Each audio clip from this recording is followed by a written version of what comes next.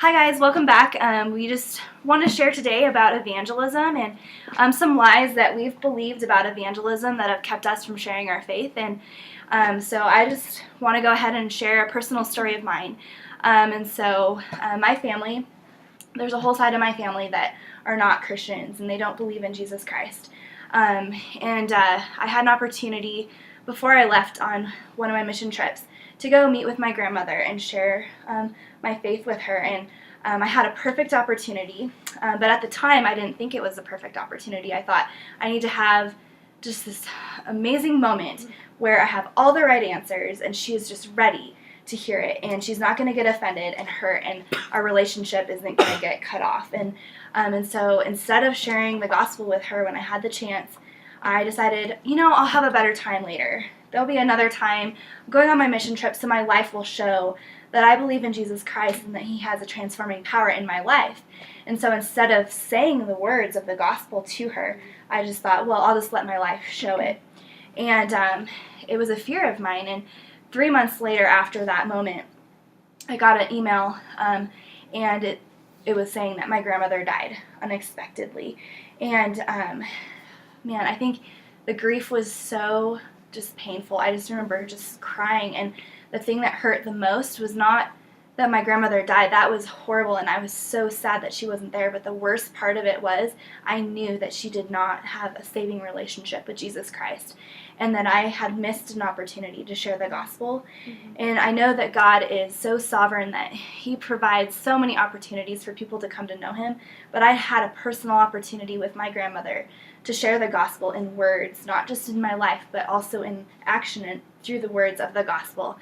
And something that I've learned is in Romans 9, verse 33, and it says, "Behold, I am laying in Zion a stone of stumbling and a rock of offense, and whoever believes in Him will not be put to shame." Mm-hmm. And the thing that, the rock of offense, that's Jesus Christ, and He's also the salvation. Mm-hmm. So for those who don't know Him, they might be offended by the gospel. You might have a relationship that gets kind of awkward, and people don't want to hear that there's only one way, but that's the truth. And I think that's actually a really loving thing to do, is to tell somebody the gospel. And for that momentary discomfort, or even the cutoff of that relationship, is so much more important when they get to heaven and they have a relationship with Christ, or even have the opportunity to hear the gospel and choose that for themselves, is so much more important than our own personal comfort, or even like that perfect timing, or even letting our lives show it, because we should let our lives show it, but we should also be saying it at the same time, Yeah, that's so good. It's interesting because I had a similar experience when I was in school. I had just given my life to Christ, and it was maybe a year later, and we were in art class, and this kid we were doing airbrush, and he was airbrushing demons, and I thought, I should tell him about Jesus, and I was scared, and I justified myself and thought, no, I can see him like grown up someday, and I can see him married and going to church. And so I didn't share with him, and it was like a month or two later that he committed suicide. Wow. And I thought, oh my gosh, like why didn't I share, Right. And I had just gone through this training on how to share your faith, but I didn't. And it was interesting because at that point, my unbelief and fear grew. I didn't turn to God and ask for His strength to help me share. I just grew in my fear. And so for 10 years, I did not share my faith. And I was actually adamant against other people sharing the faith. And I really believed that you had to befriend someone first. And it was interesting because I helped out with this ministry, and I would befriend these girls, and I would take them out to lunch, this whole group of them, and it was like a year, and I never felt like I was good enough friends. I never got to the point where it was like, I'm close enough with them, okay, now I can share the gospel. And so that was just exposed as not being truthful. And at the same time, I believe that, that verse saying,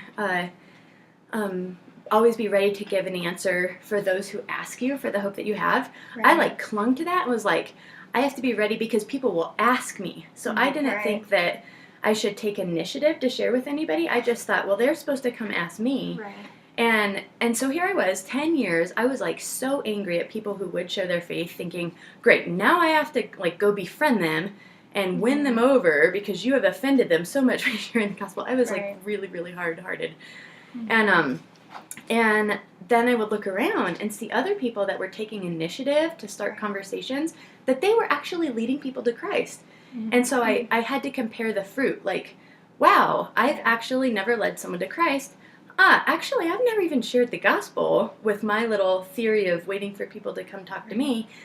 Well, these people who are taking initiative are actually leading people to Christ. So I asked that someone who actually was Austin, my husband, and I said, all right, with my arms crossed, just why don't you tell me what you say to someone? Just tell me, and I'm going to see if I'm going to be offended. And he did. He just like had this conversation with me using the Knowing God Personally booklet.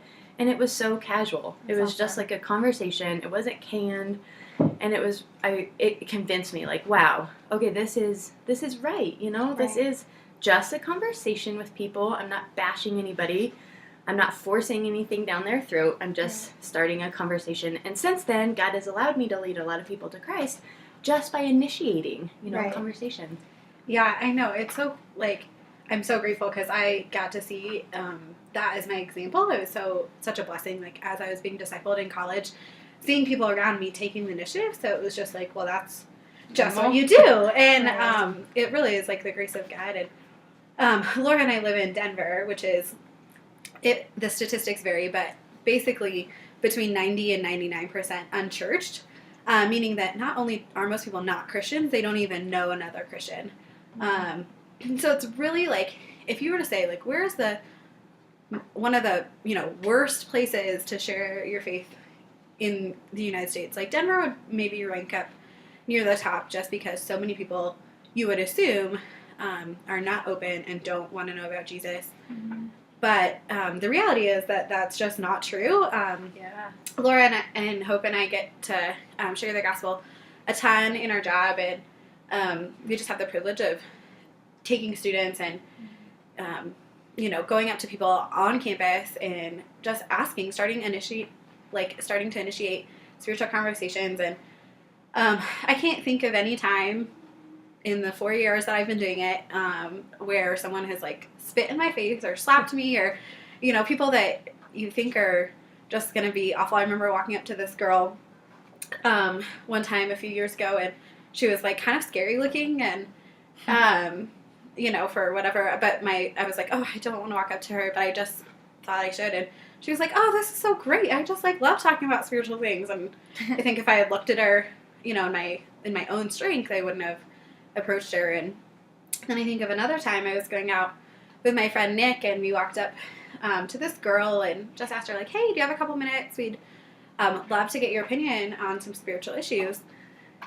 And she was like, oh, yeah, sure, and so we sat down and we started asking her, what's been your spiritual experience? Like, what do you believe about God? Have you had a positive or negative experience with Christianity? And she was just sharing, and she said, this is so funny. My dad and I were just talking about this.